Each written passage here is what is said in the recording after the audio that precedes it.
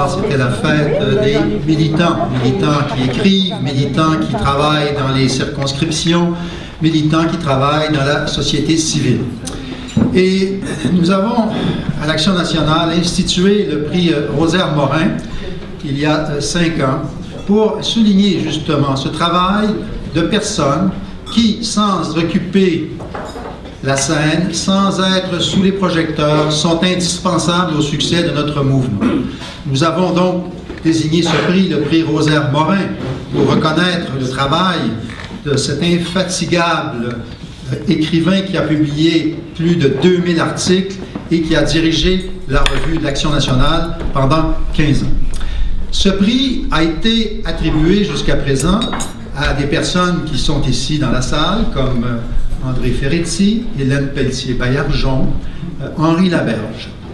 Et donc, ce soir, nous allons décerner ce prix à quelqu'un qui sort de nos habitudes, qui met un peu en jeu notre zone de confort, comme on dit, puisque nous avons été très audacieux, non seulement en invitant Martine Ouellette, mais en choisissant quelqu'un qui n'est pas de Montréal.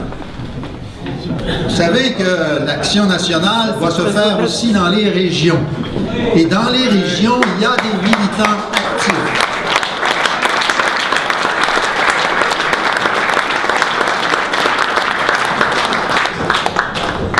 Nous avons donc, à l'unanimité, choisi d'honorer ce soir Guy Rousseau, qui vient de Trois-Rivières. Et pourquoi?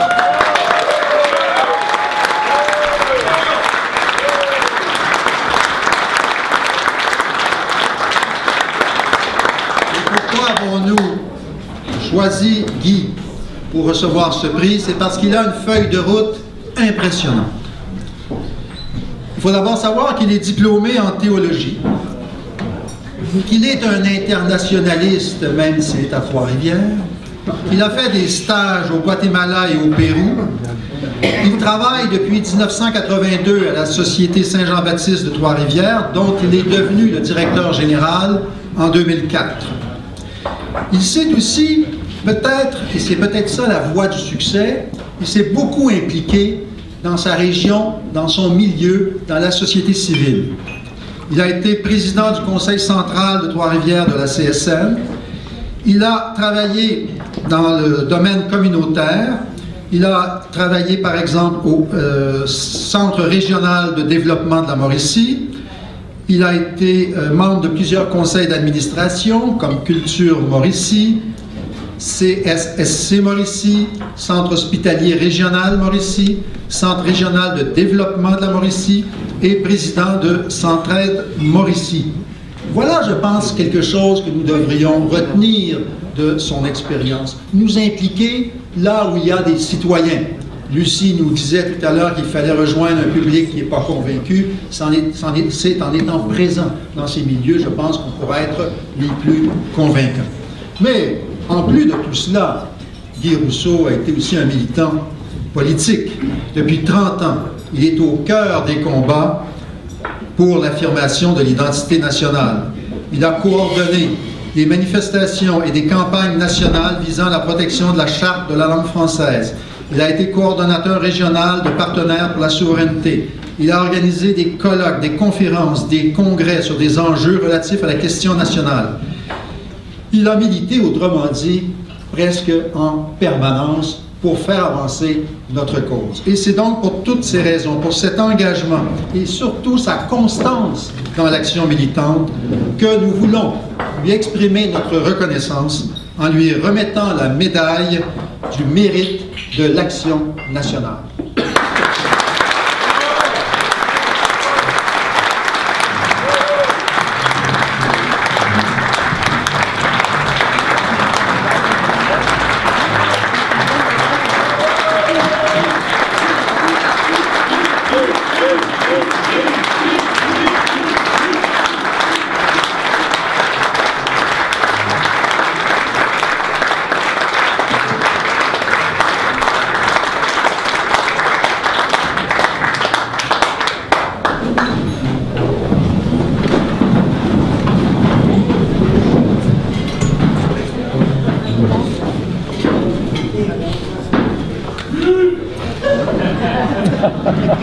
Denis m'a dit que j'avais juste 5 ou 7 minutes.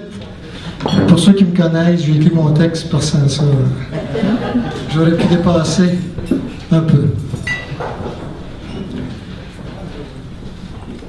Il y a un vieil adage qui dit que l'on reconnaît la qualité d'un peuple par le sort qu'il réserve aux enfants et aux personnes âgées. Moi, je compléterais en disant qu'au Québec, on reconnaît la qualité d'une organisation nationale à l'importance qu'elle accorde aux militants et aux militantes des régions qui sont au service de la nation, et cela sans que ceux-ci aient nécessairement une notoriété nationale. C'est pourquoi, M. Monnier, Robert, il doit y avoir un peu de Robert là-dedans, les membres du Conseil d'administration de l'Action nationale, je vous remercie. C'est tout un honneur.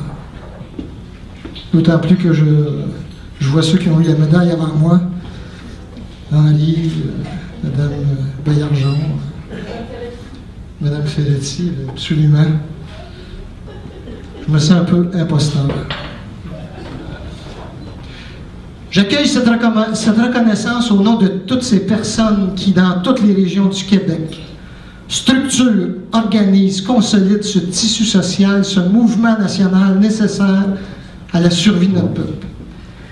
D'ailleurs, depuis 1760, dans toutes les régions du Québec, nous résistons, nous bâtissons et nous affirmons notre volonté d'exister, et cela malgré notre situation de minorité et dans un contexte d'occupation nationale.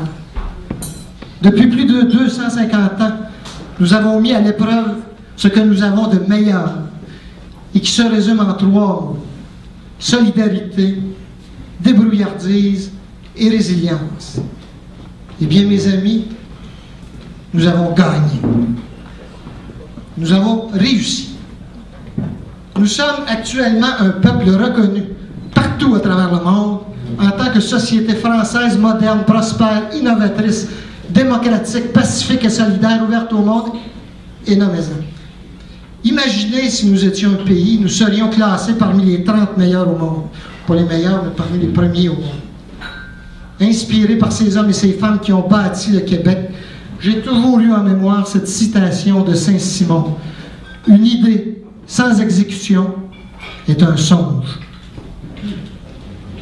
C'est ce qui a façonné toute mon implication et ma réflexion, en mettant l'accent de façon particulière sur les processus de changement et sur les structures organisationnelles.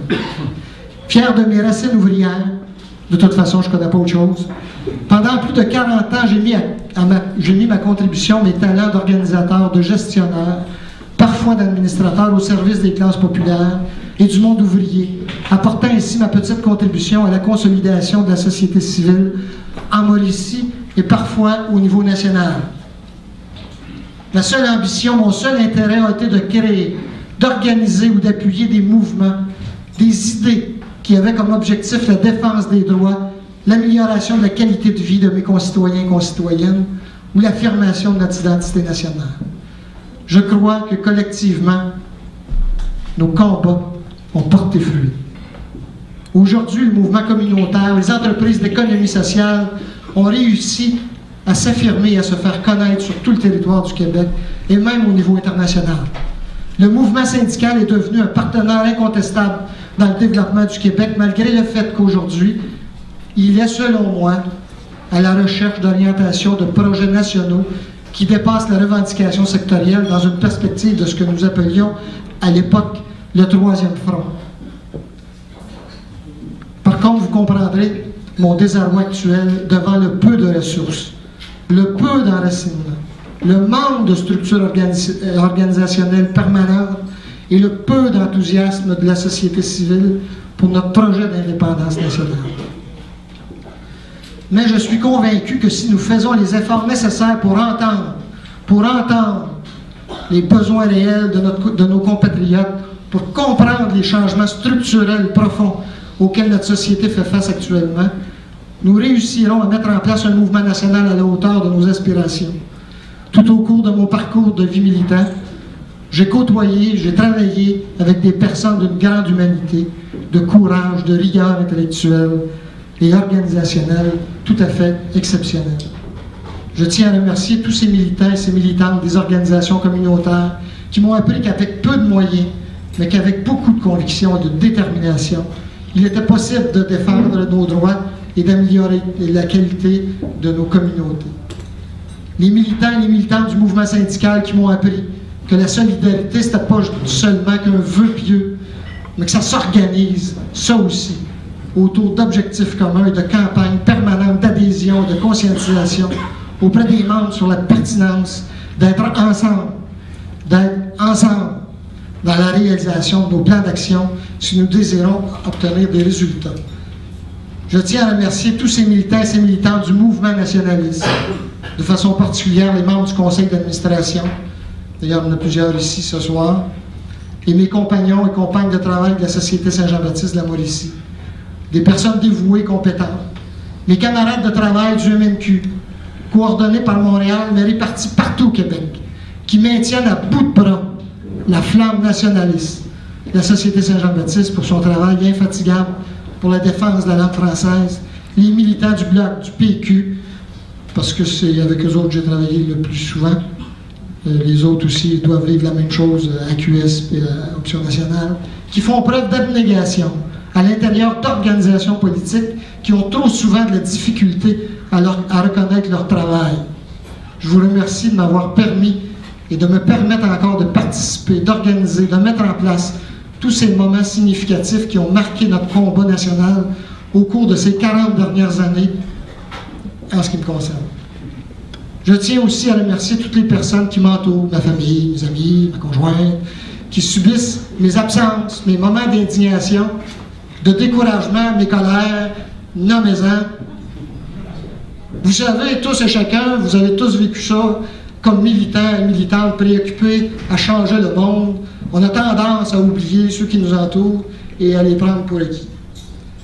Le prix qui m'est décerné aujourd'hui, je le dois à toutes ces organisations de la société civile, mais je le dois aussi à vous tous ici présents, membres de l'Action nationale, qui grâce à vos réflexions, à vos recherches et surtout à votre disponibilité, nous permet de faire des débats de société, ingrédients essentiels à la démocratie, et de comprendre notre réalité pour mieux la transformer. Vous savez, en terminant, la Mauricie a été découverte à partir d'une perception, soit celle qu'il y avait 3 rivières, alors qu'il n'y en avait qu'une. Et que cette même rivière a été une des maillons importants du développement économique du Québec. Toute l'histoire du Québec passe par la rivière Saint-Maurice. L'histoire, c'est pas tout s'est passé là, mais si on part des premiers traite des fourrures, puis l'hydroélectricité, la métallurgie, etc.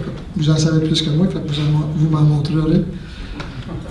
Pour ceux et celles qui actuellement auraient la perception que le mouvement souverainiste n'aura été que le songe d'une génération, je suis convaincu que si nous appuyons notre mouvement sur les forces vives du Québec, sur les régions et sur la société civile, nous réussirons, comme Rosaire Morin, en 1969, dans le cadre des États généraux du Canada français, à mobiliser tout le Québec pour la dernière étape de notre libération, soit l'indépendance nationale du Québec.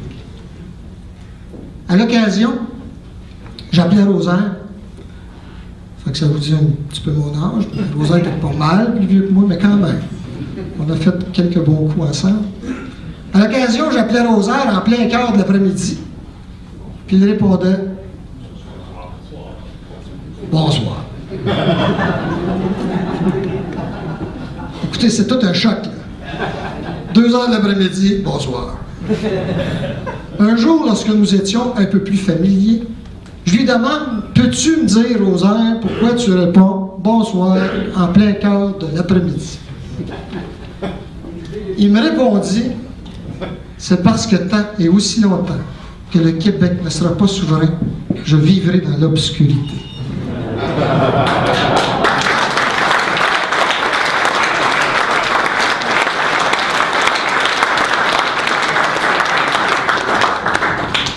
Je suis convaincu qu'aujourd'hui, Rosaire vit dans la lumière et qu'il va certainement nous éclairer pour les prochaines années. Et merci.